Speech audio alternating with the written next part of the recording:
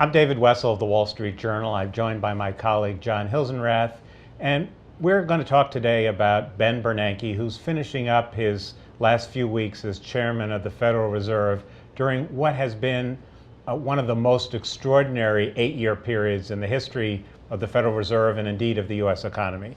So, John, it's a little close to give the verdict of history on Ben Bernanke, but that never stopped newspaper reporters. No, of course. So how do you think Ben Bernanke will be seen by the hindsight of history? I think you have to look at 3 chapters of his story. The first story is what happened before the crisis. And I think anyone who was a policymaker in the federal government before the crisis gets an F. They didn't see all the turmoil building in the economy.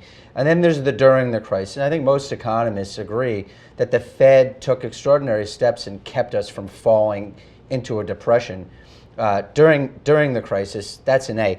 The really big question is what happened after the crisis. He spent most of his years, 5 years as Fed chairman, trying to get the economy growing again. And there's an incomplete there because the economy has not been growing quickly, which is really the subject of the story we're writing about him now. I think you're right about the first part. One of the things that I find interesting about Ben Bernanke is the contrast to Alan Greenspan, who, with a few exceptions, never really will admit that I made a mistake in the 2000s. And what Mr. Bernanke has said pretty clearly is, A, we fell down on regulation, period.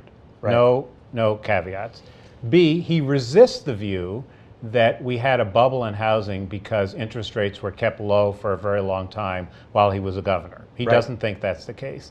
And C, he accepts that the whole worldview, the whole way the Fed and the government and everybody looked at the economy was just wrong, that they were so busy focusing on individual banks and not enough on the system that they missed this coming tsunami, and he says he's changed that. But that interest rate and the bubble view is a really important one because it matters today. So the prevailing view, by Bernanke and others at the Fed is that low rates didn't cause the bubble in the first place. And here we are 8 years later, the Fed has pushed interest rates to even lower levels, trying to get the economy going. And there's worries that the Fed could be creating a new bubble in its efforts to get the economy going again. And this is, I think, one of the many questions that we're all going to be looking at for decades after he has left the stage to figure out if he was right or if he was wrong. Now, I agree with you that he gets pretty high marks for handling the crisis. I heard Liaquat Ahamed, the author of a book about central bankers in the 20s, describe this as the Fed screwed up in the 20s and 30s and we had the Great Depression. The Fed did better this time and we got 1/3 of the Great Depression. But I think that left open the question was, could they have done more? Do you think, with the benefit of hindsight, Bernanke and his colleagues at the Fed wish they had been even more aggressive on the monetary policy front? I think maybe a little bit. You know, with hindsight, we can now see how this played out over the last 5 years. There was QE1, which actually started in November of 2008 and then was ramped up in March 2009. There was QE2, which started in November of 2010, and then there was QE3. What we saw, and then they changed their guidance on interest rates 6 times over the course of the last few years. What we saw was a Fed that was in a start and stop mode. They didn't. At one point, they were even pulling back. They were shrinking their balance sheet, and I think we can look back at this and say they kept trying, but they didn't have a steady and consistent hand. And one possible critique, particularly from the left, could be that the Fed should have been pushing more consistently to get the economy going all along the way. But of course, Bernanke was flanked on the right also by people who were saying that these policies caused so many problems before these low interest rate policies, you're going to cause an even bigger crisis in the future. So he was trying to thread a pretty small hole of a needle there to figure out where to be in the end. It seems to me where we are today, I wonder sometimes if we are seeing the limits of what monetary policy can do.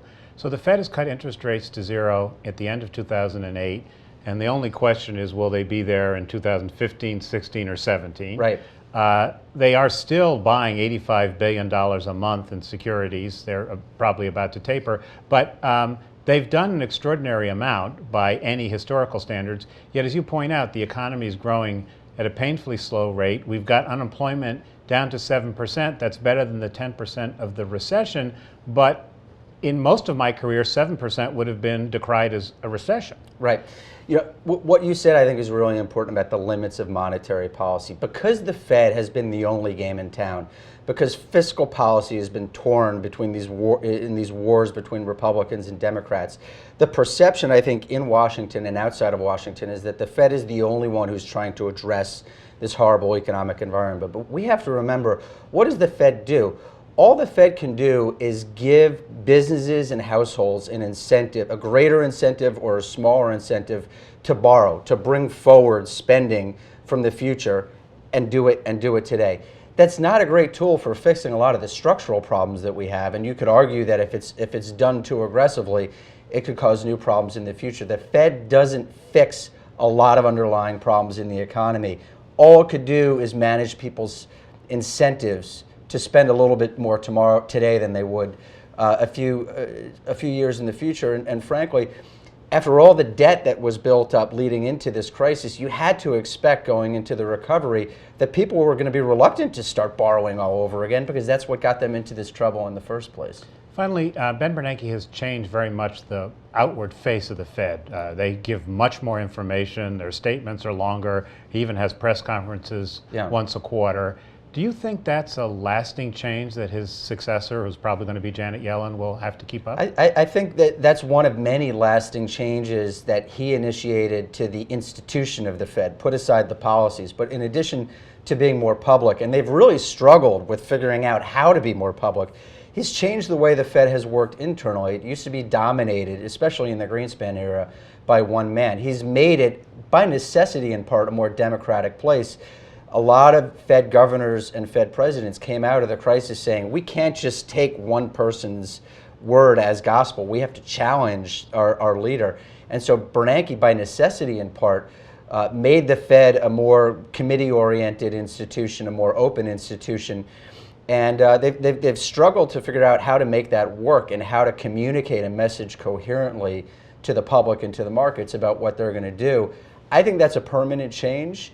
And I think Janet Yellen is going to really struggle with figuring out how to apply that to her style when she becomes chairwoman. Well, a lot to write about. Thanks for your time, John. Sure thing.